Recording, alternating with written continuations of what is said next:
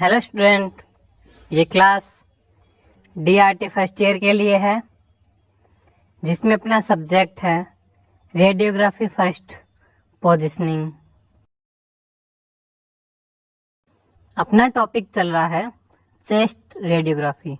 Chest radiography में अपन ने chest का AP view, PA view, lateral view, oblique view और लेटरल डिक्यूबाइटस व्यू पढ़ लिया था। लेटरल डिक्यूबाइटस व्यू में इंडिकेशंस अपने क्या रहते हैं? प्लूरल कैविटी में फ्लूइड लेवल चेक करने के लिए।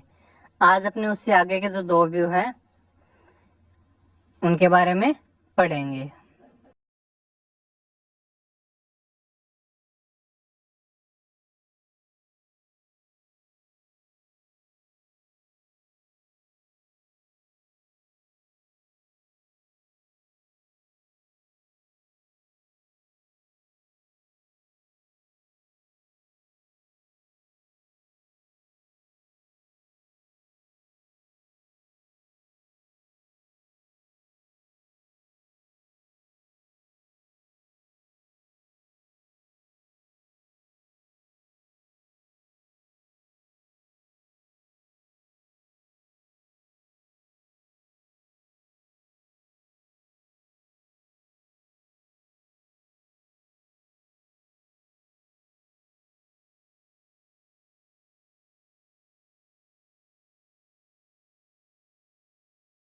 अब बात करते हैं अपने अपाइकोग्राम व्यू की।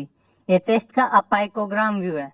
देखो नाम से पता चल रहा है अपाइकोग्राम मतलब अपाइसिस पार्ट में कोई भी फॉरेगन बॉडी है या कोई भी मास है, लीजन है, उसको देखने के लिए, जो कि क्लेविकल बोन के द्वारा सुपर इम्पोज हो जाता है अपने AP और PA व्यू में। इसलिए अपने कौन सा व्यू करते हैं? अपाइकोग्राम व्यू। ये एक स्पेशल व्यू है। इसका इंडिकेशन देखो, The view is done mainly for the abnormalities of lung apices and any pathological condition। Lung के कोई अपाइसिस पार्ट में अगर कोई भी पैथोलॉजी है या कोई भी एबनॉर्मलिटी है, उसको चेक करने के लिए अपने अपाइकोग्राम व्यू किया जाता है।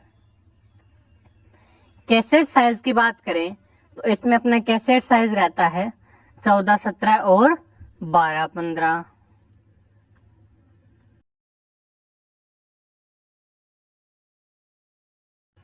उसके बाद बात करते हैं अपने पोजीशन ऑफ पेशेंट। इसमें पेशेंट की क्या पोजीशन रहेगी? तो एक स्पेशल व्यू है तो इसकी पोजीशन भी एक स्पेशल होती है। तो देखो इसमें patient is erect about 12 inch यानी 30 centimetre in front of cassette in true AP position. यानी पेशेंट क्या है? ट्रू AP पोजीशन में कैसेट से 12 इंच यानी कि 30 सेंटीमीटर दूर खड़ा होगा। पेशेंट के अपने AP व्यू करते हैं तो कैसेट के बिल्कुल टच में रह के खड़ा होता है। इसमें क्या करेगा पेशेंट? जो अपनी कैसेट है उससे 30 सेंटीमीटर दूर AP पोजीशन में खड़ा होगा। Then the patient bends backwards until his shoulder rest on the film. अब पेशेंट क्या करेगा? पीछे की तरफ बेंड करेगा, वहीं 30 सेंटीमीटर दूर खड़ा खड़ा पीछे की तरफ बेंड करेगा और अपने जो शोल्डर्स है उनको कैसेट पे टच कर लेगा। यानी पेशेंट क्या, कैसेट से 30 सेंटीमीटर दूर खड़ा हुआ, उसके बाद पेशेंट पीछे की तरफ बेंड करेगा और कैसेट के अपने शोल्डर को टच कर लेगा। Both hands are placed on hip and elbow pushed backward. दोनों अपने क्या करेगा? हाथों को हिप बोन पे रखेगा और एल्बो को पीछे की तरफ पुश करेगा।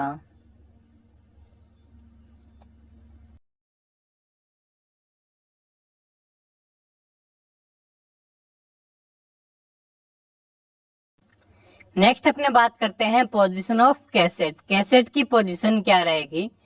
The upper border of cassette should be 2 inch above to the level of the shoulder. जो अपना शोल्डर का लेवल है उससे 2 इंच ऊपर अपने कैसेट की अपर बॉर्डर को रखते हैं, जो कि अपने चेस्ट के नॉर्मल व्यू में रखी जाती है।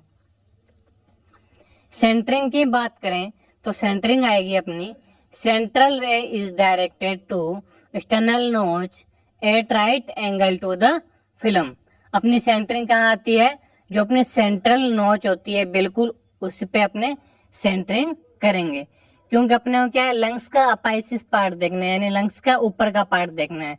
तो ऊपर का पार्ट देखने के लिए अपनी सेंटरिंग कहाँ करेंगे, स्टर्नम नोच पे, यानी बिल्कुल जो अपने स्टर्नम का ऊपरी ऊपर वाला पार्ट होता है स्टर्नम नोच, इस पे अपने सेंटरिंग की जाती है।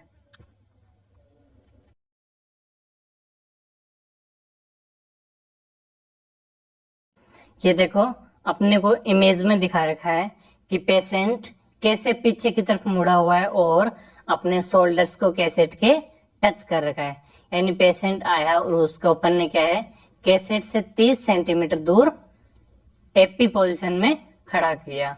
उसके बाद पेशेंट को बोलेंगे कि पीछे की तरफ बेंड हो, वहीं खड़ा खड़ा पेशेंट पीछे की तरफ बेंड होगा और अपने शोल्डर कैसेट के टच कर लेगा। देखो पहली इमेज में अपने को कैसे शोल्डर टच करने वो दिखा रखे हैं, और पेशेंट की आगे से किस प्रकार पोजीशन हो जाएगी, पीछे झुके हुए। उसके बाद इसमें सेंटरिंग दिखा रखी है दोनों इमेजेस में, कहाँ की हुई अपनी सेंटरिंग, एक्सटर्नल नोज पे, क्योंकि अपने को क्या अपाइसिस पार्ट का व्यू लेना है। अपाइसिस पार्ट कौन सा होता है, लंग्स के ऊपर का पार्ट, उस पार्ट का व्यू लेना है, तो अपने सेंटरिंग भी वहीं की जाएगी। इसलिए अपने सेंटरिंग करते हैं बिल्कुल स्टर्नम नोच पर।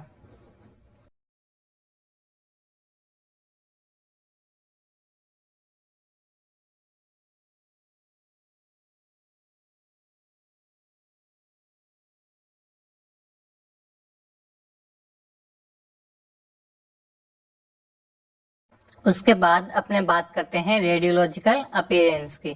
इसका रेडियोलॉजिकल अपीयरेंस क्या रहेगा, the view is mainly taken to see the lung apices clearly without clavicular shadow superimposed on the apices.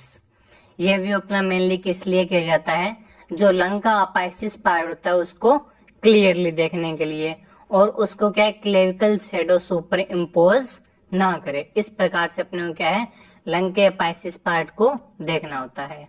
जब अपने क्या है एपी या एपी व्यू किया जाता है, तो जो क्लेविकल के पीछे का पार्ट है उसको क्लेविकल सुपर इम्पोज कर लेती है। अब जैसे कोई क्लेविकल के पीछे कोई भी मास या लीजन है, तो उसको अपने एपी व्यू में नहीं देख पाएंगे। इसलिए अपने क्या करते हैं, पेशेंट को थोड़ा सा पीछे की तरफ बेंड करते हैं, ताकि जो एक्सरेज है वो अपने क्लेविकल के नीचे से होके पीछे इमेज में अच्छी तरह जो भी मास, लेजन, फॉरेगन बॉडी या एबनॉर्मलिटी है उसको दिखा सके। इसलिए लंग के अपाइसिस पार्ट को देखने के लिए अपने अपाइकोग्राम व्यू किया जाता है। Ribs are superimposed on lung field. जो रिब्स है वो लंग फील्ड को सुपर इम्पोज करती है। Heart, aorta and diaphragm is well seen. अपने हार्ट, आरोटा और डायफ्राम के अच्छी तरह सीन हो जाते हैं।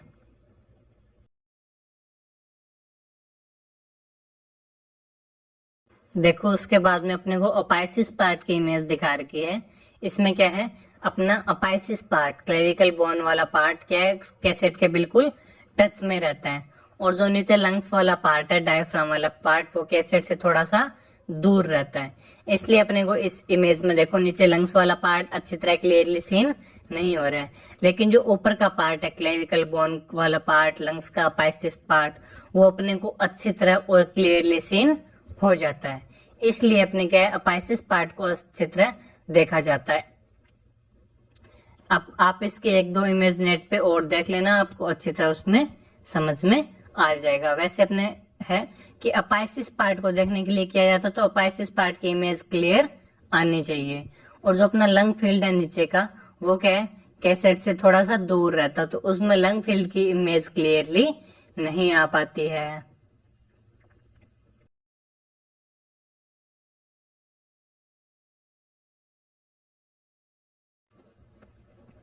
अब बात करते हैं अपने इसके एक्सपोजर की। एक्सपोजर क्या रहेगा, डिस्टेंस रहेगी अपनी 180 सेंटीमीटर, केवी रहेगा अपना 60, अमेस रखेंगे अपने 10, और ग्रिड का यूज अपने नहीं करेंगे।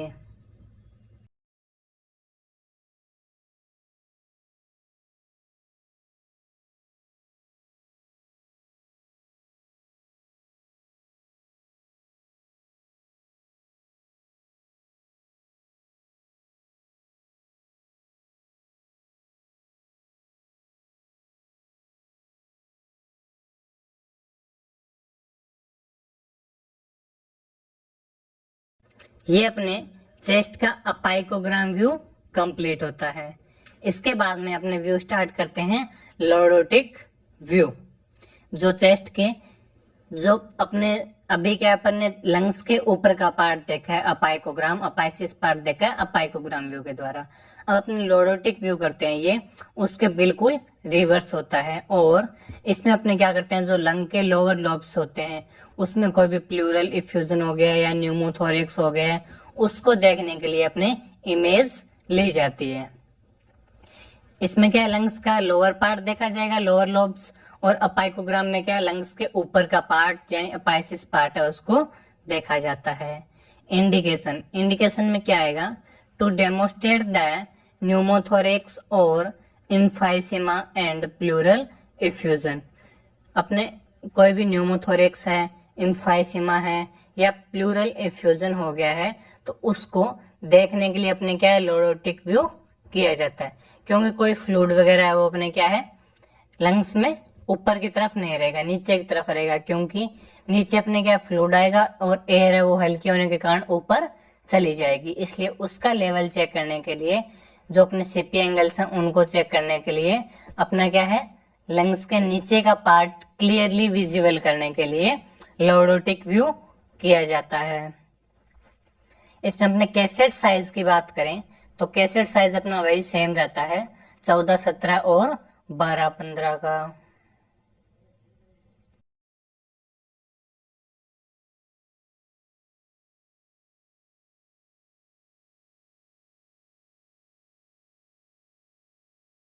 अब बात करते हैं अपने पोजीशन ऑफ पेशेंट। पेशेंट की पोजीशन इसमें क्या रहेगी, ध्यान से देखना, ये भी क्या एक स्पेशल व्यू है। अपाइकोग्राम में अपनी क्या पोजीशन थी, पेशेंट एपी पोजीशन में था और अपने शोल्डर को पीछे की तरफ टच कर रहा था यानी पीछे बेंड हो रहा था। उसी प्रकार इसमें रहेगा पर इसमें थोड़ा सा रिवर्स हो जाएगा। इसमें पेशेंट क्या है पीए पोजीशन में रहेगा और पीछे की तरफ बेंड होगा। बेंड पेशेंट पीछे की तरफ ही हो रहा है, लेकिन इसमें अपने पीए पोजीशन में रहेगा और अपाइकोग्राम में एपी पोजीशन में रहता है पेशेंट। देखो, patient is erect facing the cassette. Patient erect position में खड़ा होगा और कैसेट की तरफ फेस करके खड़ा हो जाएगा, जिससे पेशेंट की पोजीशन कौन सी होगी, PA position. The chin is raised and placed on the top of the cassette. और अब अपने क्या करेंगे, पूरी पीए पोजीशन लगाने के लिए पेशेंट की चिन को राइज करेंगे और कैसेट के टॉप में रख देंगे, यानी पेशेंट क्या बिल्कुल कैसेट के टच में आ गया और पीए पोजीशन में खड़ा हो गया। उसके बाद क्या करते हैं, then the patient hold the cassette stand और the film, support the patient bends backward approximately 30 degree. अब इसमें क्या करेगा, पेशेंट कैसेट होल्डर को पकड़ेगा या फिर जो अपने आगे फिल्म लगाई हुई होती है उसको पकड़ेगा और पीछे की तरफ बेंड होगा लगभग 30 डिग्री। यानी जो अपना कैसेट स्टैंड के पास पेशेंट खड़ा होता है उस कैसेट स्टैंड को या कैसेट होल्डर को पेशेंट पकड़ेगा और लगभग 30 डिग्री पीछे की तरफ पेशेंट क्या है बेंड हो जाएगा। इसमें अपने क्या पेशेंट पी पोजीशन में खड़ा हुआ तो उसके आगे क्या कैसेट होल्डर आया, उसने कैसेट होल्डर को पकड़ा और पीछे की तरफ 30 डिग्री बेंड हो जाता है।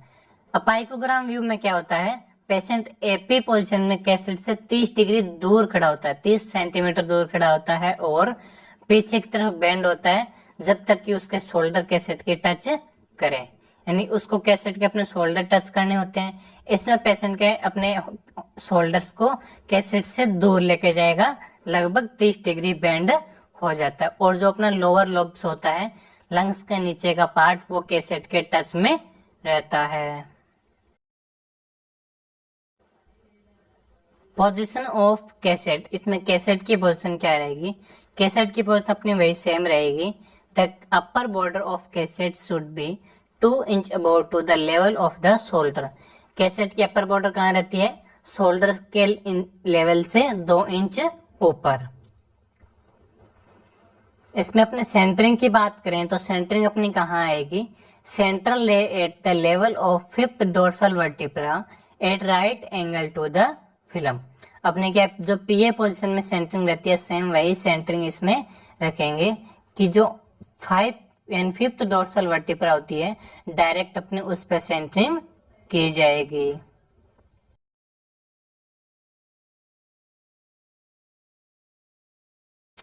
देखो अपने को इस इमेज में दिखाया गया है, बट इसमें पेशेंट क्या है, टेबल पर बैठा हुआ है। अपने पेशेंट को इरेक्ट पोजीशन में भी रख सकते हैं या बैठा के व्यू भी ले सकते हैं। इसमें पेशेंट क्या बिल्कुल कैसेट के टच में होकर बैठा, फिर पेशेंट ने क्या किया, कैसेट होल्डर को या जिसमें अपनी फिल्म लगी हुई उसको पेशेंट ने पकड़ा और पीछे की तरफ बेंड हो गया, यानी ऊपर से शोल्डर्स को अपने दूर कर रहा है। लगभग 30 डिग्री पेशेंट बेंड हो जाता है। और पेशेंट के जो लोअर लंग्स का लोअर पार्ट है, यानी लंग्स का जो लोअर पार्ट है वो कैसेट के टच में रहता है और शोल्डर दूर हो जाते हैं। उसके बाद अपने सेंटरिंग की बात करें तो सेंटरिंग अपनी रहती है 4th 5th डोर्सल वर्टिब्रा पे, जो कि अपनी नॉर्मल व्यू में रखी जाती है।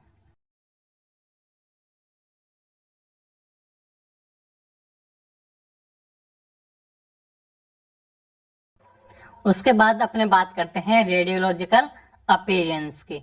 रेडियोलॉजिकल अपीयरेंस में देखो, this view is specially used to demonstrate pneumothorax, emphysema and collapse due to an inhaled foreign body.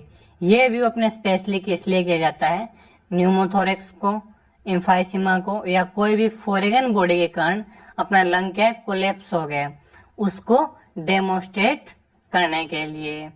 The view is also demonstrate right middle lobe collapse और interlobar effusion on right side।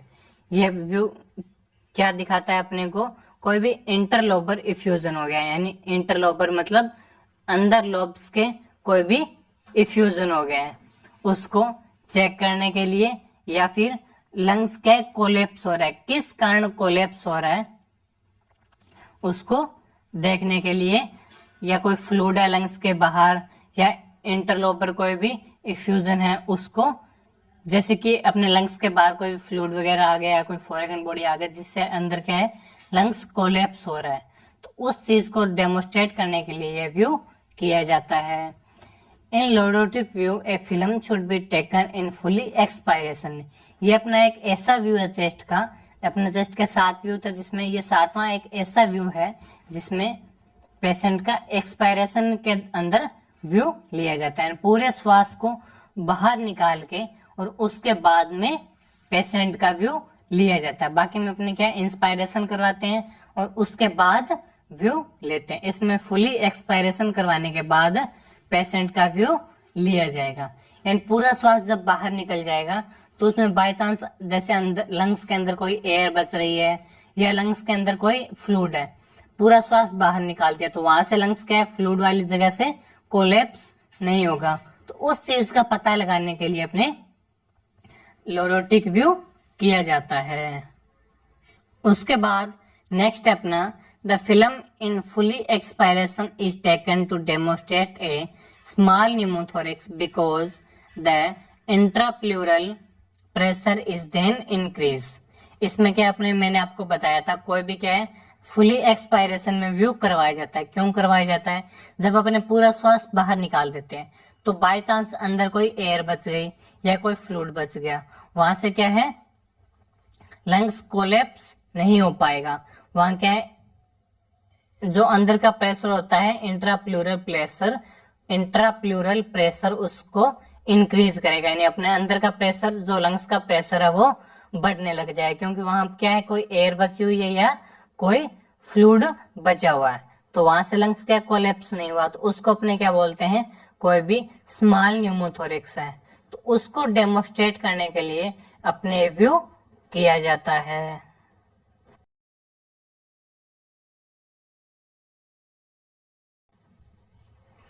इस image में देखो अपनी जो clavicle bone है वो क्या है कैसेट से थोड़ी दूर है, तो वो अपने को क्लियरली सीन नहीं हो पाती है। और जो अपना लंग फील्ड है जो कैसेट के टच में है, जैसे कि नीचे का डायफ्राम हो गया, सीपी एंगल्स हो गया, वो अपने को क्लियरली सीन हो जाते हैं। अब इसमें लंग्स में देखो अपने को व्हाइट व्हाइट शेडो बीच बीच में हल्की हल्की थोड़ी थोड़ी दिखाई दे रही है, वो अपनी क्या है फ्लूइड है। उस फ्लूइड को क्या है अपने देखने के लिए ये व्यू किया जाता है। इसमें अपने को लंग्स का पार्ट क्लियरली सीन हो जाता है। सेकंड इमेज में देखो अपनी जो क्लेविकल की शेडो वगैरह है, अपाइसिस पार्ट की शेडो वो अपने को क्लियरली सीन नहीं हो रही है।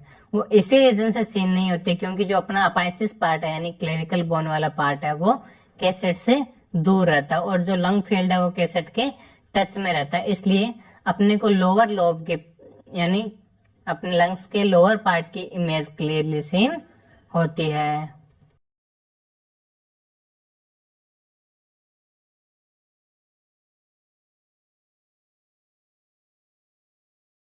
नेक्स्ट अपने बात करते हैं एक्सपोजर की। एक्सपोजर इसमें क्या रहेगा, डिस्टेंस रहेगी अपनी 180 सेंटीमीटर, केवी रहेगा अपना 60 और एमएस इसमें अपने अपाइकोग्राम व्यू से थोड़ा सा बढ़ा देंगे। कितना रखेंगे 16 और ग्रिड का यूज अपने नहीं करेंगे। यानी जो अपना अपाइकोग्राम व्यू था उसमें क्या था, पेशेंट एपी पोजीशन में खड़ा होगा कैसेट से 30 सेंटीमीटर दूर और पीछे बेंड होकर अपने शोल्डर को टच करेगा। ये अपने अपाइकोग्राम व्यू की पोजीशन थी। और लोडोटिक व्यू में क्या होता है, पेशेंट पीए पोजीशन में खड़ा होगा और पीछे की तरफ लगभग 30 डिग्री बेंड होता है। अपाइकोग्राम व्यू अपने क्या, अपाइसिस पार्ट में कोई भी पैथोलॉजी या कोई न्यूमो मास लीजन है उसको देखने के लिए किया जाता है। और जो अपने लोडोटिक व्यू है ये अपने लोअर लोब्स में लंग्स के लोअर पार्ट में कोई भी एफ्यूजन है, न्यूमोथोरेक्स है, इन्फाइसिमा है, उसको डेमोस्ट्रेट करने के लिए किया जाता है। ये अपने जो चेस्ट की रेडियोग्राफी होती है, चेस्ट के अपने 7 view, AP view, PA view, lateral view, oblique view, apicogram, lateral decubitus और लोडोटिक व्यू अपने कंप्लीट होते हैं। एंड चेस्ट की रेडियोग्राफी अपने कंप्लीट होती है। Thank you.